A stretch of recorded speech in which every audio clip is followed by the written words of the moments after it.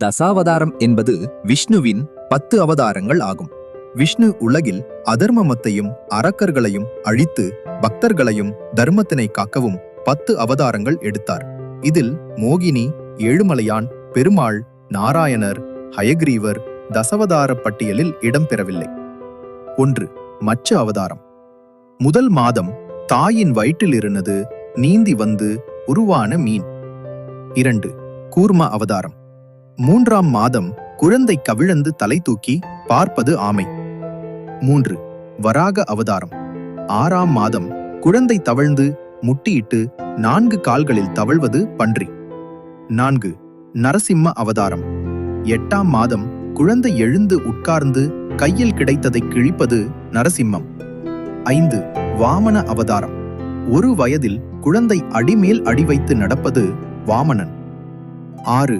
பரசுராம அவதாரம். குழந்தை வளர்ந்த பின் தாய் தந்தையருக்கு கடமையாற்றுவது. 7. ராம அவதாரம். திருமணம் ஆகி ஒருவனுக்கு ஒருத்தி என வாழ்ந்து குடும்ப கடமையாற்றுவது. 8. பலராம அவதாரம். இல்லறவாசியாய் உடன் பிறந்தையார், சுற்றத்தார், ஊர் உலகேயார்க்கு கடமையாற்றுவது. 9. கிருஷ்ண அவதாரம்.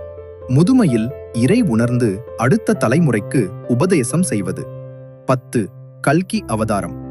இறைவனின் நினைவில் ஒன்றி கலந்து அவனுள் தன்னையும் தன்னுள் அவனையும் காணும் அறிவிவை முழுமையாக பெறுதல்.